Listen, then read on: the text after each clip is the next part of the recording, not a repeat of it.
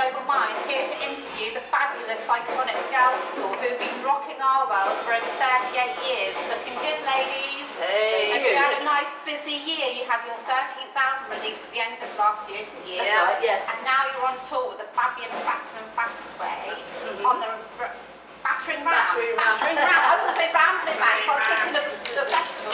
Battering Ram tour. So can you tell me a bit more about what you've been up to? Oh my goodness, it's been a busy We've been year. to Ireland and Scotland already. On this tour alone, we've been to Ireland and Scotland, haven't we?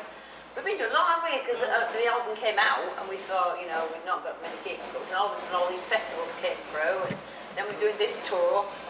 There's all sorts going on, really, I suppose. Yeah. And where do you go next on after here? Because you're in, is it in Europe and London tomorrow. Yeah, we're driving back. We've got a night at home tomorrow. The only one for 3.5 weeks. Yeah, they have. I've got to stay here. Yeah, 3 of us. Excellent. Yeah. So as I said, you've been doing it for 38 years.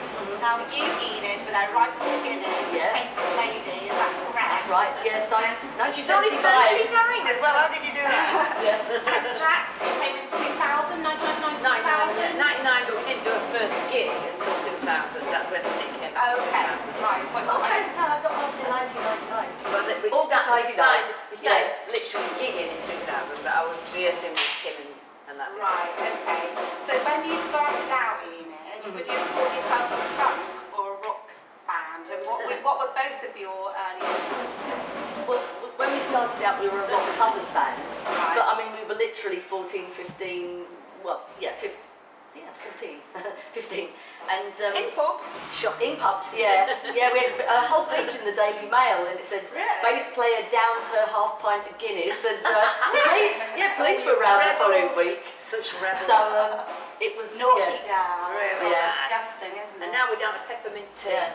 but I mean, we love Sabbath and Zeppelin and that. And then, of course, sort of towards the end of Painted Lady, punk really hit, and it changed everything because if you could play 3 chords, it was all about attitude and not about being amazing musicians. It was more about the attitude, the songs that you wrote, kind of the new wave of British heavy metal that we came out of, Motorhead and Saxon and so on, was very much about people that had been brought up with rock music, and then punk just threw it all up in the air again, and it went back to the excitement of the early rock music of the late 50s and 60s and 3 chords, and you know, anyone from the audience can get up and play, as opposed to you've got to have this, you know, like Yes and Emerson, Lake and Palmer, all those kind of bands. Yeah, it was more about the energy, wasn't it? Definitely. That's where I came in, because I was a little bit younger, so when I was 13, it was 1977, which was the punk explosion. Yeah. So for a young girl then, influenced by music, it was all about energy and attitude and rebelling, and it was brilliant. And so your influences, what would you say your biggest music heroes were when you were growing up? Bowie for all of us actually. Yeah. All 4 of us have been. Very much Alice Bowie. Cooper for me, Alice Cooper always.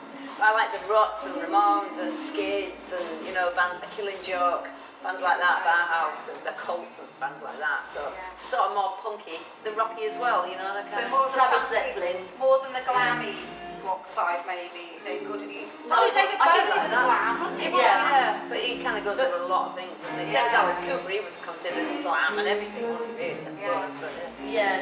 I think it was a little different for us because it was very much Sabbath, Purple, Zeppelin, plus Bowie and Bolan. That was kind of for the 3 of us was, and then punk came along and just sort of shook it up. Yeah. So, but what you're listening to when you're 13 is more influential than what you're listening to when you're 17. It's a big gap then, isn't it? 7 years is like a huge gap. Hormones and all sorts going on, isn't it? 4 years between. Yes, I'm thinking about Denise. It was like when I'm thinking about like Deep Purple and Led Zeppelin, all the fantastic bands to me now. Back then when I was 13, it was old people's music, you know, it was ancient, it was like old school stuff. I mean, I was 13 when I first saw you guys on Top of the Pops playing with Motorhead as head girl. And I remember thinking, like, I can't get my head around it because it was like Happy Birthday and all these poppy girls. And I remember thinking, I can't connect it, and it frightened me, but it thrilled me at the same time, and how influential that was on me. And even now, if I want to feel power in my bones, I'll listen to Bomber by you, and it always gives me rock power. I would think, yeah, I'm getting through the day, it's fine, you know. That's really great to hear. And that's what helps me sometimes. The audiences in 1979, for example, 80, 81, were 99.9% male, and usually like about 3 years younger than us. And what we found is in the last few years, since originally MySpace and then YouTube, it's basically YouTube, Facebook, but beginning with MySpace, that suddenly lots of girls started to hear our music, and there are some places, particularly Finland, Italy, Spain, where there's Scandinavia. Scandinavia and and the Dutch. I bet the Dutch love you. It's amazing abroad. I mean, we've got most following really in Germany, but when she's talking about female specifically. But we then at gigs in those countries in particular, we've seen half the audience be girls occasionally, and half the audience be sort of under 21 or 25. And then the other half in their 40s. So it's a kind of So it's great to hear. I think you're probably the first female who I've ever heard say that about Top of the Pops. Really? Yeah.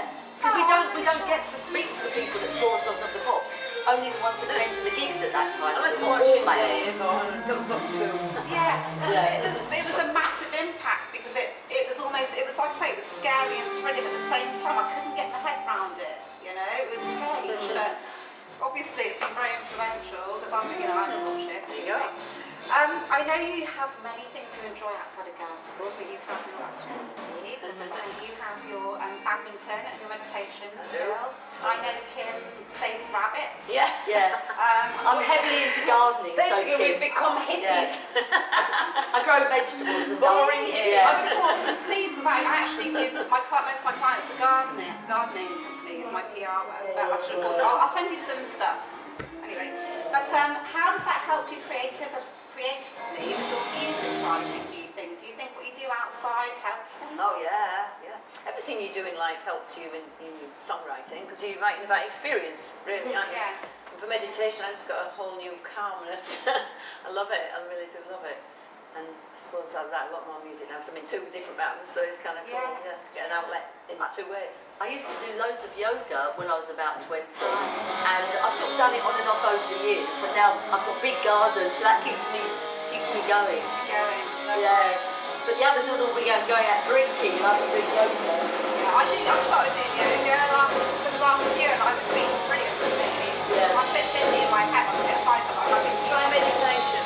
I've tried I'll try again. We're on to meditation. That's one of the reasons I'm doing it now. I've got a lot of meditation group, Brahma Kumaris, and it's just fabulous because they help you, they teach you, and they do it all free. It's all free. I believe that spiritual knowledge should be taught free. And it's amazing what difference that made because I couldn't meditate at all. My head were off everywhere. I bet you can imagine actually. I mean, even the people who've done it for years and years and years can't do it fully. You've got to let things come in and go out. You bring your mind back gently. You just talk to your mind and bring it back gently. Because if you're not being taught things like that, you just I can't do it and give up. But if you just go more and more and more, it's like a practice, like muscle. You just practicing this. I'll check it out. I will. I feel like I probably need a bit of that now. I read really good. You'd love it. Obviously, you've been recording and gigging for many years now. How do you think the music industry has changed, and especially in the view of women in rock? And do you think it's necessarily changed for the better or not? Real mixed bag. Real mixed bag in here. Yeah, it's like you see a lot more women out there, but it's also a lot worse in certain respects. There are a number of female journalists, particularly The Guardian and The Observer, who I don't think have ever mentioned us once. It's like they think that female bands began with Riot Girls. They know nothing whatsoever about anything that happened before that point. And I find that disgusting because we do get a name check from some of the male journalists. And that's really deeply ironic.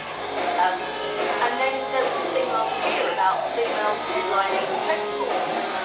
And some guy doing posters and sort of Tipex down or whatever, erased all the bands that didn't have one woman in it. There's virtually nothing left. And he did it for his sister. But I didn't read a single thing that said we headlined Reading on Friday night in 1981. So one of the problems that we had as a band, I'm going slightly off the question, but it's related, is that we don't fit into any movement of women in music, as in the Riot Girls, okay, and the female punks. So we were a bit outside of punk, so we weren't included in that. Although actually, talking about other things, I've been interviewed for a film about when female punks being interviewed, just because we were of that era. But I was the only one who wasn't technically in a punk band. Stories from the shoe punks, and the situation, the festival, just a few years ago, we played a festival a few years before that in Scandinavia, which is like a very feminist compared to other countries or areas. And the festival said to the management at that time, "Oh, we've already got a female band." I'm not putting a joke. There's a token female band. Token female band. Yeah. They've already. I mean, we've got a gold album and a silver record, and the other band that we've booked have been platinum in the past. So it's like, what do we have to do to prove ourselves?